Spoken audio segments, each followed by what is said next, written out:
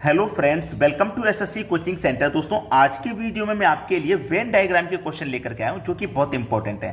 तो चलिए स्टार्ट करते हैं। पहला सवाल, निम्नलिखित शब्दों के लिए सर्वश्रेष्ठ उपयुक्त वेन आरेख चुनिए। हाइड्रोजन, गैस है, हीलियम।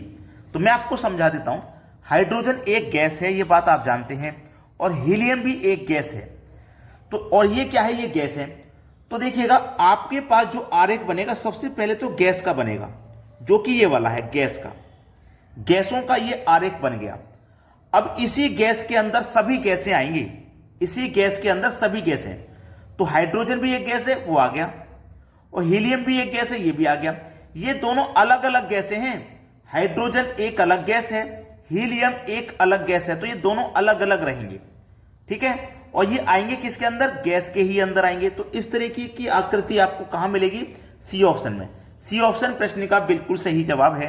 अब देखते हैं अगला सवाल। अगला प्रश्न, जूते, कार, साइकिल। अगर आप जूते की बात करें, कार की बात करें, साइकिल की बात करें, तीनों ही ये अलग अलग चीजें, एक दूसरे से जुड़ी हुई चीजें नहीं है। ये कार पेट्रोल से चलती है, डीजल से चलती है। साइकिल बिना पेट्रोल डीजल की चलती है। जूते आप पैरों में पहनते हैं, यानी कि एक दूसरे का कॉम्बिनेशन है ही नहीं। जूते का कार से नहीं है, जूते का साइकिल से नहीं है, साइकिल का कार से नहीं, साइकिल का जूते से नहीं, कार का किसी से नहीं। तो ये तीनों अलग अलग हैं। तो ये एक जूते का आरेख बन गया, ये एक कार का आरेख बन गया, और ये एक साइकिल का आरेख बन गया। तो इस तरीके की आकृति आपके बी ऑप्शन में मिलेगी, जो कि बिल्कुल सही जवाब है। और मैं आज के वीडियो में ये क्वेश्चन जो करा रहा हूं वेन डायग्राम के, ये सभी प्रश्न 2018 के एग्जाम में पूछे गए थे। 2018 में ये सभी प्रश्न आ चुके हैं जो मैं आपके लिए करा रहा हूं आज। अब देखते हैं अगला सवाल।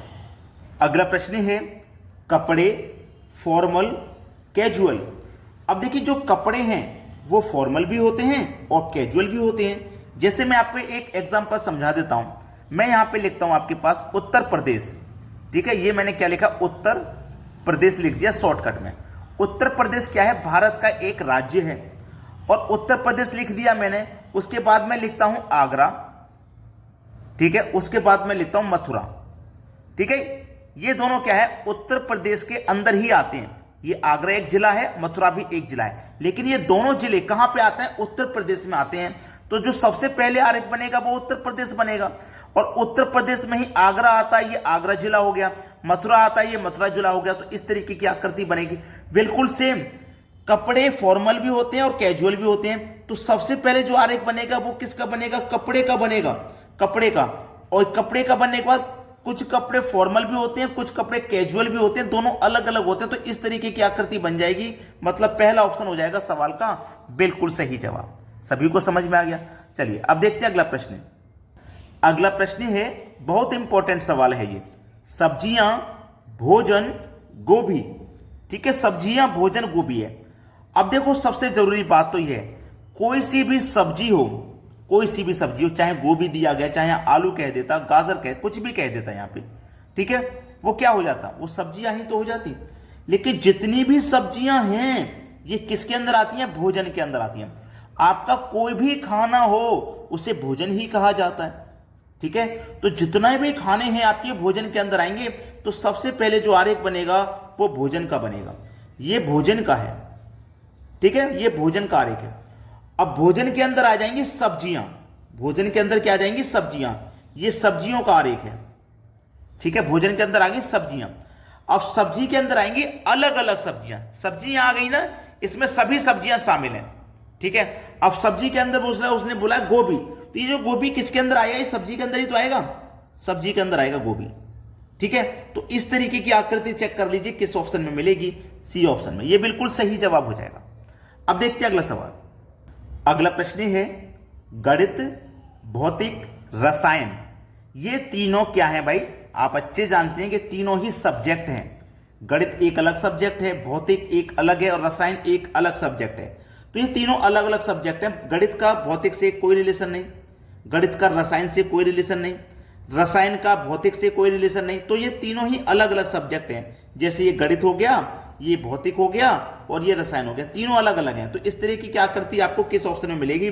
सी ऑप्शन में। बी में नहीं, ये तो जुड़े हुए हैं, दोनों एक दूसरे से रिलेशन में हैं, लेकिन ये तीनों अलग अलग हैं। अब अलग अलग चाहे ऐसे लिख दो चाहे अलग अलग ऐसे लिख दो, बात अलग अलग ही होनी चाहिए, ठीक है, क्योंकि अलग अलग रिलेशन है। तो ये समझ में आ गया। अब देखते हैं अगला सवाल।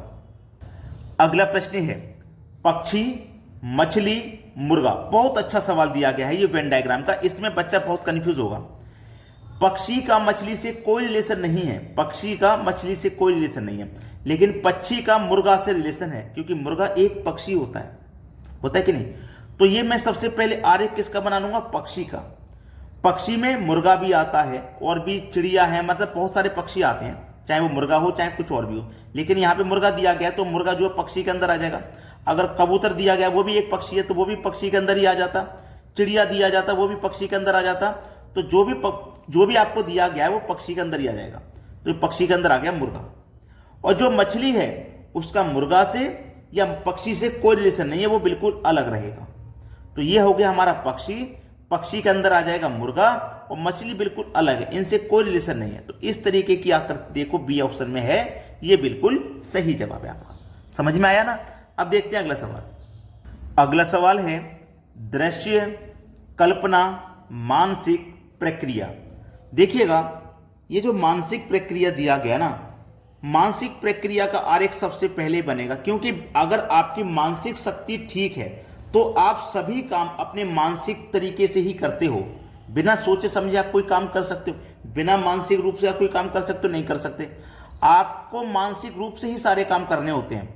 तो सबसे पहले मानसिक प्रक्रिया ही आएगी, और इसी मानसिक प्रक्रिया के कारण आप देख सकते हैं, दृश्य कर सकते हैं, तो ये दृश्य आ जाएगा। कल्पना कर सकते हैं, सोच सकते हैं। भाई जो आदमी पागल है, कोई आदमी पागल है मान लीजिए, तो उसके अंदर सोचने समझने की शक्ति होती है क्या, उतनी नहीं होती। वो कल्पना कर सकता है, इमेजिन कर सकता, नहीं कर सकता। लेकिन जो मानसिक रूप से ठीक है व्यक्ति, वो एक कल्पना भी कर सकता है, वो दृश्य भी कर सकता है, कुछ भी कर सकता है। तो देखो ये हो गया आपका कल्पना। तो इस तरीके की आकृति मिलेगी डी ऑप्शन में, और ये हो जाएगा सवाल का बिल्कुल सही आंसर। अब देखते हैं अगला प्रश्न। अगला सवाल संगीतकार, कवि, कलाकार। बहुत ही अच्छा सवाल। देखिएगा संगीतकार, कवि और कलाकार, क्या तीनों में कोई रिलेशन है? भाई जो कवि होते हैं वो संगीतकार होते हैं, जो कवि होते हैं वो कलाकार होते हैं, या जो कलाकार हैं वो कवि होते हैं, या जो कलाकार हैं वो संगीतकार होते हैं? नहीं समझ में आया ना। देखिएगा जो कवि होते हैं, सबसे पहले बनाओ कवि, ये कवि बन गया, ठीक है। अब कवि संगीतकार होते हैं कि नहीं होते? भाई संगीत करते हैं कवि, बिल्कुल करते हैं। कवि जो होते हैं वो कलाकार होते हैं कि नहीं होते? बिल्कुल होते हैं। इसी तरीके की आकृति आपको पहले ऑप्शन में मिल जाएगी, ये हो जाएगा आंसर बिल्कुल सही। अब देखते हैं अगला सवाल। अगला प्रश्न है पर्वत, शहर, कागज। पर्वत यानी कि पहाड़, ये मैंने पहाड़ का बना लिया, पहाड़ भाई। और शहर का पहाड़ से कोई रिलेशन है? कोई रिलेशन नहीं है भाई। पहाड़ पर्वत एक अलग चीज है। हिमालय पर्वत, बहुत सारे पर्वत हैं, वहां क्या होता है? कुछ नहीं, पर्वत होते हैं। शहर एक अलग है, जहां आबादी होती है, जहां लोग रहते हैं, खेती होती है, शहर होते हैं। कागज एक अलग चीज है, जिसका शहर से या पर्वत से कोई रिलेशन नहीं है, कागज एक अलग चीज है। तो इस तरीके की आकृति आपको बी ऑप्शन में मिलेगी। अब देखते हैं अगला सवाल। अगला प्रश्न है फर्श, प्लास्टिक, ताला। इसका आंसर आपको होमवर्क में बताना है, यानी कि कमेंट में बताना है। ये मैंने सवाल आपको होमवर्क के लिए दे दिया। तुरंत आंसर कमेंट कर दो अपना अपना कमेंट में। अगर आप वीडियो को देखते हुए लास्ट तक आए हो तो जरूर अपना आंसर कमेंट करके जाइएगा। ठीक है दोस्तों, धन्यवाद।